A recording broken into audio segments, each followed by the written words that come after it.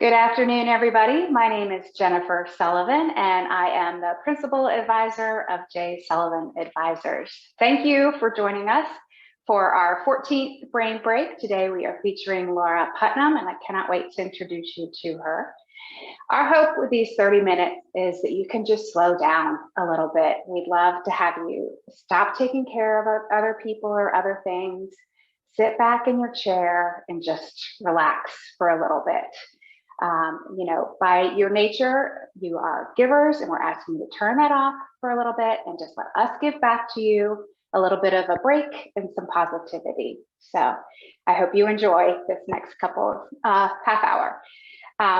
We have, as I said, Laura Putnam on deck today. She's a phenomenal speaker, coach, author, and I cannot wait to introduce you to her.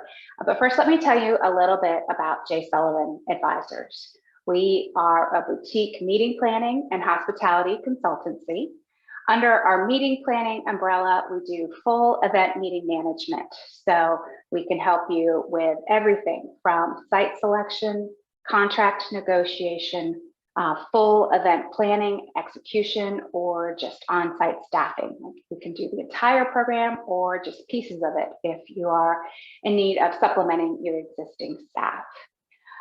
For our small business owners and our hospitality partners, we do offer task force assistance. We can come into your hotel team and help with sales, marketing, revenue management, conference service staffing. I know staffing is a huge issue right now, and we can help fill the gaps until you find your permanent team. And we can also offer some customer service training for our small business owners. So I think the thing that makes us different than other planning companies and boutiques is that we are, like independent planners, very high touch and low overhead, but we're a team. So we work together collaboratively as a 7-woman team. There's always someone backing up our lead planners, giving you the peace of mind that there's always someone available if your lead planner was to get sick or be out of pocket for whatever reason. The other thing that makes us special is the dynamic makeup of our team. And I'll share a picture with you because some of these faces may look familiar. Actually, no, I won't, not today, but we have a mix of very seasoned and savvy meeting planners with Jana Stern, who was with Voya, Sharon Chapman, who was with Guardian Insurance, Tonine McGarvey, who was with BMW Mini, and then we have luxury hoteliers like Kelly Wood, Michelle Babin, Joanne Peart, and myself, all coming from the Ritz-Carlton Hotel Company. So together we are strategists, we are relationship builders, and we are magic makers. We are very passionate about travel. We're passionate about building loyalty through events, and we're passionate about taking care of others. So we would certainly love to put all of these passions to work for you. And I will be in touch in the next couple of days by email to send you some information about me and Laura so that we can stay in touch. But now it is my pleasure to ask Laura to turn on her camera and join us. Laura and I were connected through a mutual friend, Diane Goodman, who is known prominently in the meeting planning community as a speaker management consultant. And she connected Laura and I. Both Diane and I look at September as kind of a new year where you can hit a reset button, kids are back in school, routines are back in play, you can take on a new initiative and really make an impact on it before the end of the new year. And when I said all that, Diane's like, yes, we need Laura to come in and speak with us. So Laura is the CEO of a company called Motion Infusion, where they're bringing wellness and human performance management all together and talking about how to make us more efficient as individuals as well as teams more efficient. And we just are so excited to have Laura with us today. She has invited us to use this time as a conversation, which I love. Many of you put into your registration, how you're feeling or what your biggest challenge is right now coming back after COVID. So if anything in Laura's presentation prompts one of those thoughts, feel free to throw it in the chat button. And as I said, let's make this a conversation. Laura invites that. So without further ado, I will turn it over to Laura. Thanks, Laura. Thank you so much, Jennifer. I just want to make sure that you can hear me okay. I can, yes. Okay, perfect. So welcome everybody. Thanks so much for taking 30 minutes to spend some time together. And I just want to make sure also, Jennifer, that you can see my slides here. We're I all can. set here. Yes, they're all perfect. Super. So just as Jennifer said, I do encourage comments, questions along the way. I really see this as more of a conversation than as a presentation. So Maya Angelou once said, "My mission in life is not merely to survive, but to fully thrive, and to do so with some passion, some compassion, some humor, and some style." So, as a well-being professional, as CEO and founder of Motion Infusion, which is a well-being provider based in San Francisco that has worked with organizations around the world, including large Fortune 100 companies like Wells Fargo and Apple, a lot of insurance providers like a number of the Blues, in particular, doing a lot of work with Blue Cross Blue Shield of North Dakota, worked extensively with a lot of government entities, as well as schools and higher education, as well as with hotels. For example, we've worked with Kimpton Hotels. So just a broad range of industries. And I'm also the author of Workplace Wellness That Works, which is 10 steps to infuse well-being and vitality into any organization. So it's really about how do we take what's a really good idea, which is to leverage every workplace to promote better health and well-being, and how do we do it just a little bit better?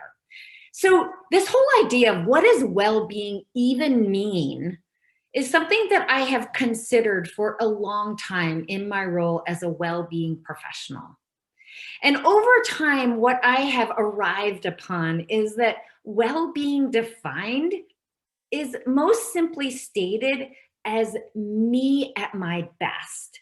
So for Maya Angelou, me at my best is about compassion and passion and humor and style. And if I think about this for myself, me at my best is when I'm channeling my inner gymnast. I was a competitive gymnast when I was growing up, and when I went to Stanford, I was part of the women's gymnastics team there. And so when I'm doing something like a handstand in front of Golden Gate Bridge, which is very close to where I live, this is a manifestation of me at my best. Or me at my best is when I'm overcoming my fear of waves and I'm surfing. Me at my best is when I'm speaking at events like this. Me at my best is when I'm meeting new people. Or me at my best is when I'm with those people who I love or have loved the most. Me at my best. So I'm sure you're probably thinking right now about what me at my best looks like for you. And it might be when you're with your family, or it might be when you're with your best friend, or it might be when you're doing great work, or when you are achieving your dreams. So what I would like for you to do right now is I would like for you to take a moment to consider, what does me at my best look like for you? And I would love it if you would actually write in the chat. And Jennifer, I'm going to lean into you a little bit here to help me out here and sharing with me some of the comments that come in around what does me at my best look like for you? And just a couple of words is fine. And if anybody is brave enough to want to unmute themselves and share it, and you can do that as well. So Jennifer, while people are writing that in, I would love it for you to share with me in a couple of words, what does me at my best look like for you? Yeah, so we do have some coming in, but what a great question. Me at my best is when I'm pushing myself outside of my comfort zone a little bit. Love that. We have playing with my grandchildren, crossing everything off my to-do list. Oh, I love that one. That's great. Walking my dog anytime, anywhere. Being focused and executing on the right things. Nice. Awesome. So I would love for you to hold on to that, and feel free to continue writing in the chat anything that comes to mind as we continue through this about what me at my best looks like. And it looks like we may have had a couple more that have come in. Jennifer, you can go ahead and read those and then I'll continue on. Yeah, we sure do. And I love these. Spending time with my family, when I work out at the gym, when I'm writing, Nice. Feeling confident and comfortable in my own skin. That is a good one.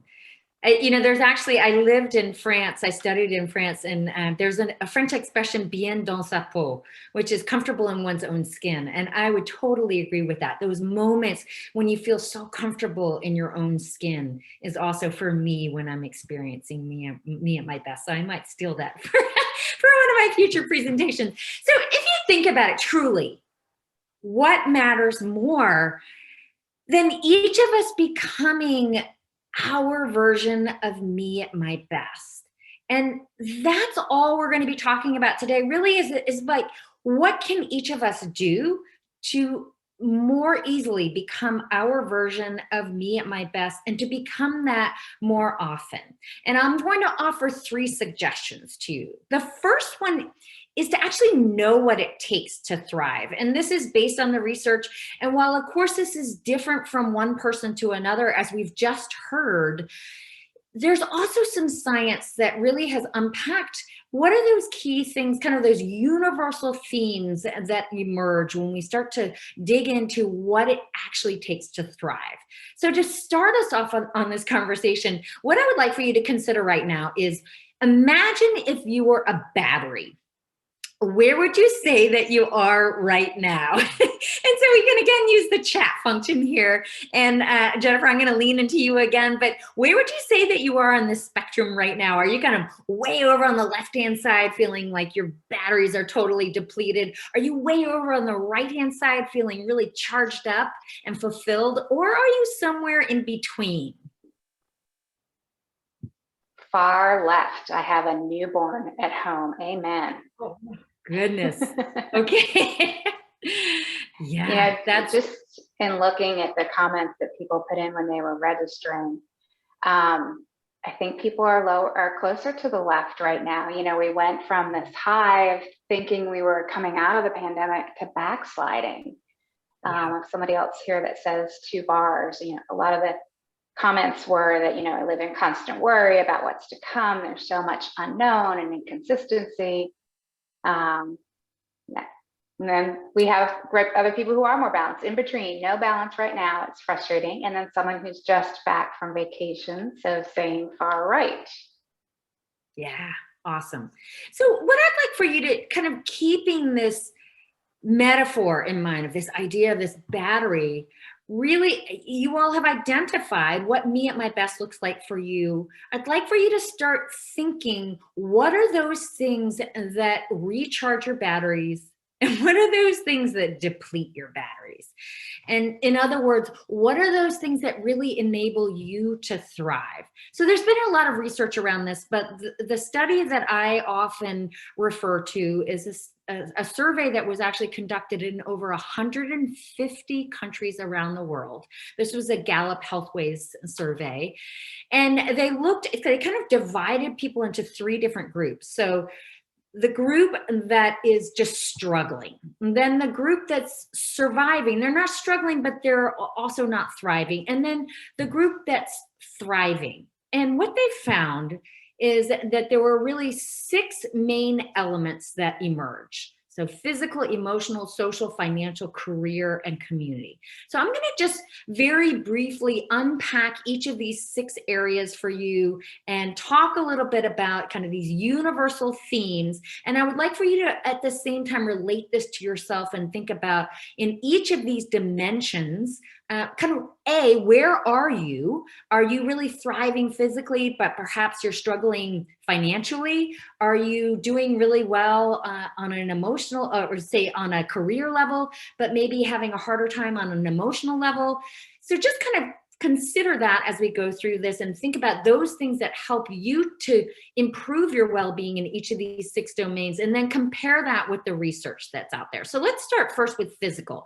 So physical, we might say, is our fuel. It's the basics. It's the things like getting enough rest. So the person who wrote in that they've got a newborn, I'm guessing that you're pretty short on your sleep right now. And so your fuel is running low right now. But it's all the basic stuff that we all know: getting enough rest, eating well, getting enough exercise, hydrating enough. And so one of the things that I think about a lot is, this is actually the research emerging from the blue zone. So these are parts of the world in which a large percentage of people are not only living, but thriving into their hundreds. And so Joanne, I know you're in Costa Rica. You're actually very close to a blue zone. There's a blue zone in Costa Rica. But one of the things, one of the key elements for these blue zones is that people engage in not so much exercise, but natural movement. So there's a lot of Motion Infusion, which is the name of my company, kind of in their everyday lives. So what I really encourage people to do is to think less about exercise and more about simply infusing motion into everything that you do. So I'm standing right now. I know Jennifer is standing right now. It's a small way to infuse a little bit of motion. And one thing that you can do is to start to infuse motion into your meetings, even if you're virtually connected. So why not convert your next Zoom meeting into a walking meeting, for example? So now emotional well-being. This is really, we might define this as resilience. So this has definitely been an area where we've really been hard hit during the pandemic.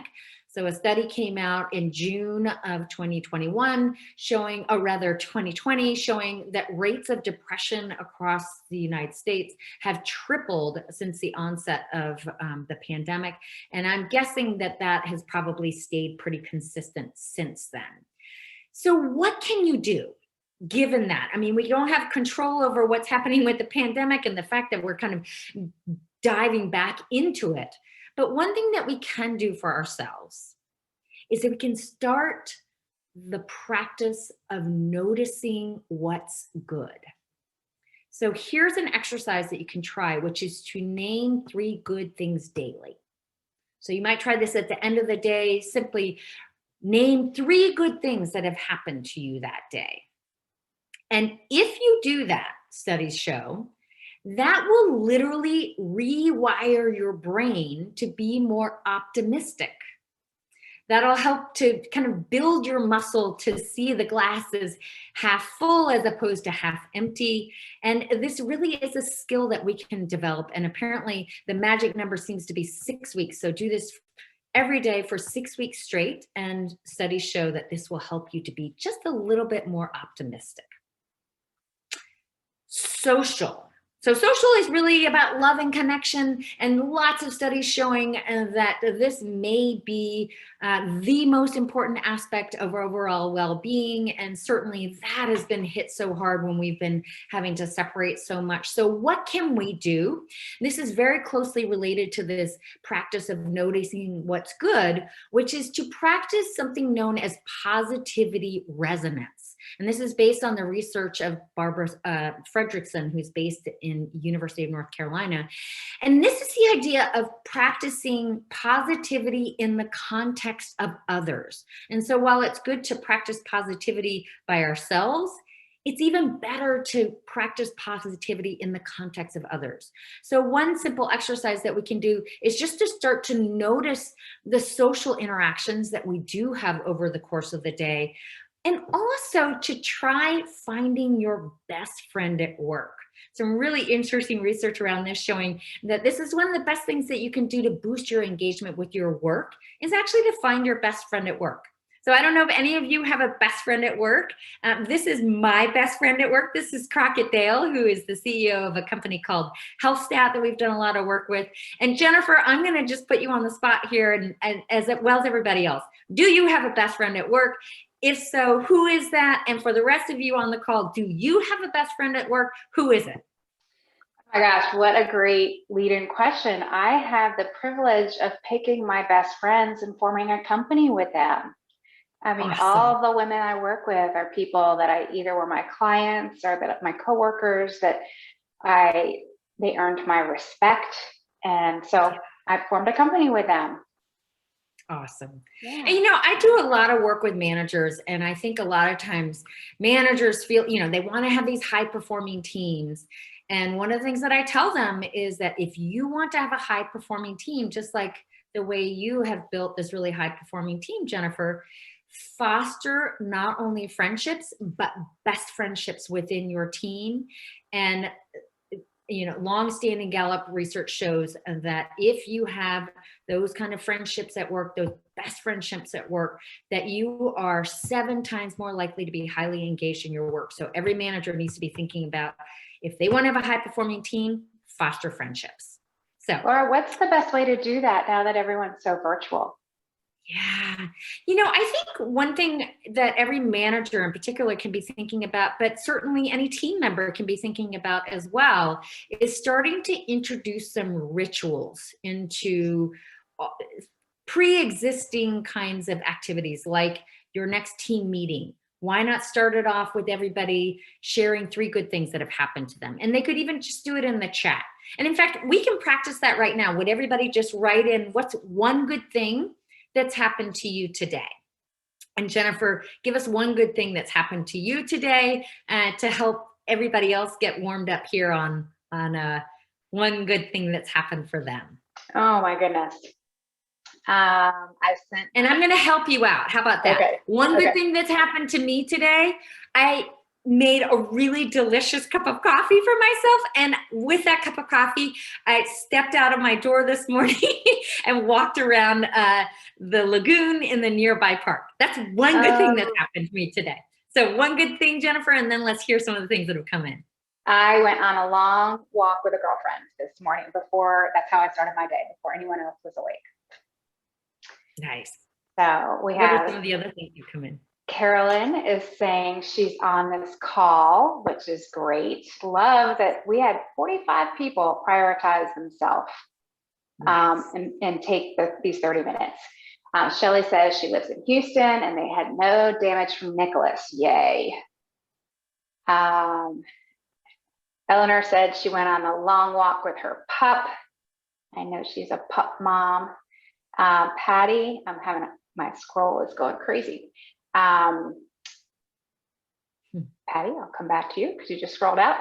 Robin was up early enough to see the sunrise and finish her book. Let's see. Doris said there were no bills in today's mail. Joanne said an early walk with my daughter and her puppy. Patty said she got a great night's rest to tackle this day. And Carlin said she cleaned up the yard after the hurricane came through. Nice. I just want to remind everybody, we as human beings, we're actually hardwired to notice the negative things in life. And this is actually how we survive. Snake, and we react. And so we really notice the negative things. And whereas so negative emotions tend to be very, very strong and very noticeable, whereas positive emotions and positive experiences often are more subtle. And so if we don't take the time to consciously, deliberately call those out, it's very easy for us to lose track of those little good things that happen to us all the time. And so interestingly enough, Bronnie Ware, who is a hospice nurse who spent 15 years working with dying patients, and she heard the same dying regrets over and over and over again.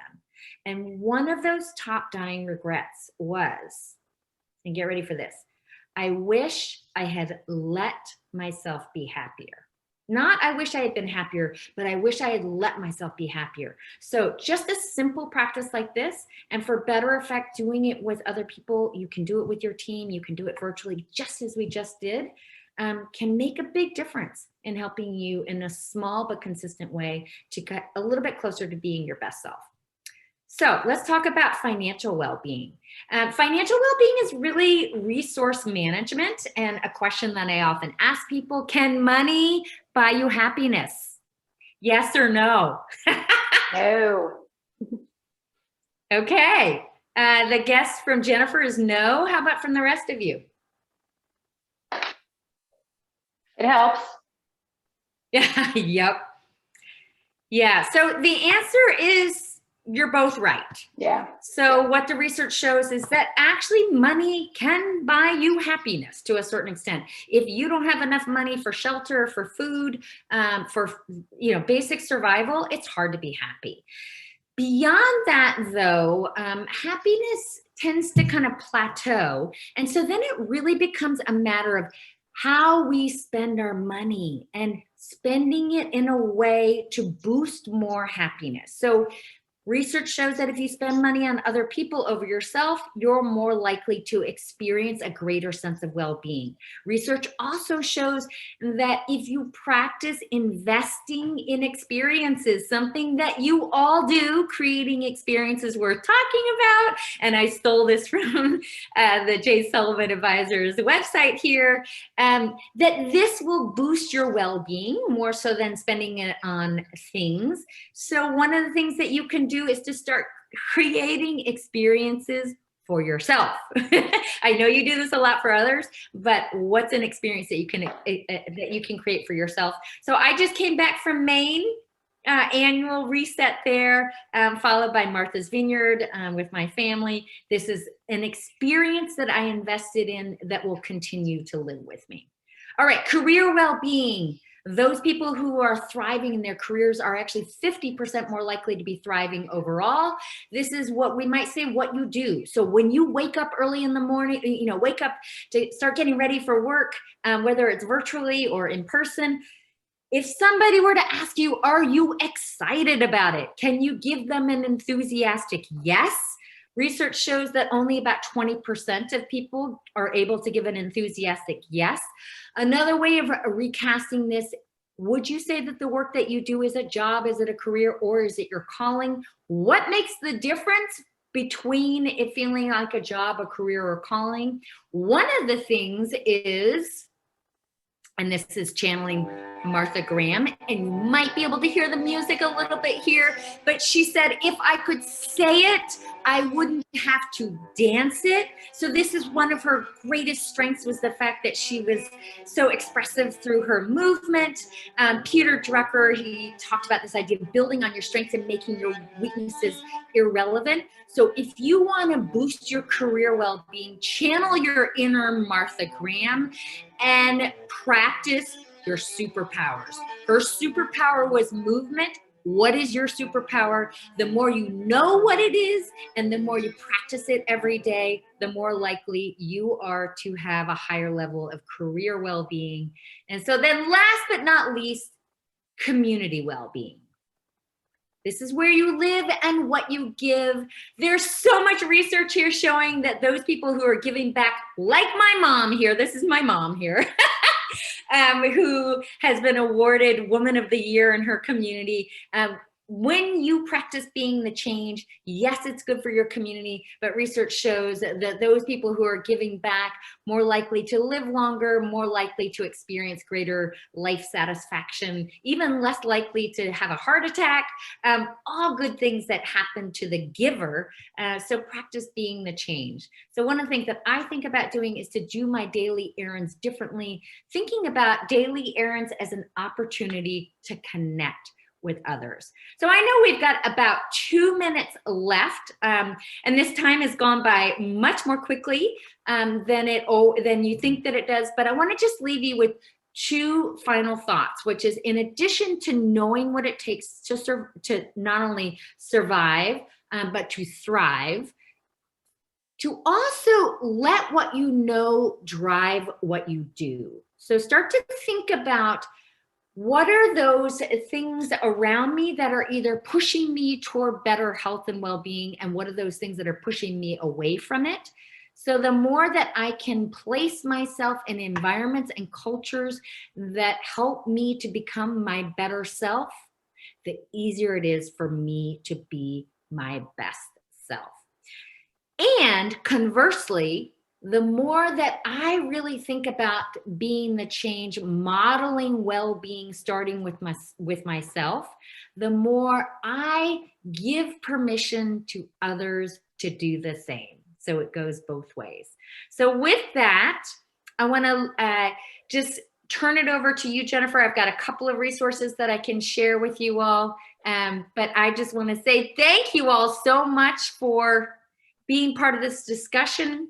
One quick resource for you here is a Me at My Best guide. If you would like a copy of that, all you need to do is text Motion to 66866. And if you are a manager, I've got a new course that just published on LinkedIn Learning called Managers as Multipliers of Wellbeing. And this also includes, I've got a resource specifically for managers called the Manager's Guide to Creating an Oasis of Wellbeing. And if you'd like that resource, you can text Oasis to 66866, and you'll be getting all this from Jennifer. So Jennifer, over to you. Thank you so much for having me be with all of you all today. Yep, I'm energized. Thank you, Laura. So you mentioned the 6 things. What were the 6 things again? Like the physical, emotional, social. They were all parts of wellness or areas. So those are all different aspects of becoming our best selves. So in order for us to not only live long lives, but happy, well-lived lives, we need to be thinking about what can I do for my physical wellness? What can I do for my emotional wellness? What can I be doing for my social well-being? How about my career well-being, my financial well-being, and then of course, my community well-being. Great. Okay. And you had mentioned your class for managers, and you were explaining that you actually speak frequently, and that's where Diane can come in and help manage your schedule and everything. But you speak to 3 different types of audiences. The first one you kind of called anyone and everyone like us, talking specifically about what can we do for ourselves. But then you also speak to 2 different types of groups, the influencers or the managers, and talk about how they really are influencers of their employees and their wellness. Again, the workplace is kind of your niche. And then the activators, those within the company who are wellness champions or HR directors, who wellness falls within their responsibilities. So you've got customized presentations that you can give to all 3 of those audiences, which I think is just phenomenal. And then of course your book, the Workplace Wellness That Works. I'm sure there's something that all 3 of those audiences can glean out of that. So we definitely will include all of the resources you've offered in my follow-up email. So wonderful. Yeah. Thank you so much. Thanks to everybody who joined the call. We've got a lot of great feedback here. Lovely, great reminders, fun and informative, good tips on small things to help elevate, and just plenty of thanks. So I pass that all along to you. Thank you so much, Laura, for being with us. Thank you, Jennifer. And thank you, Joanne, for tuning in as well. All right. Take care. Bye, everybody. Be well, everybody. Thank you. Bye-bye.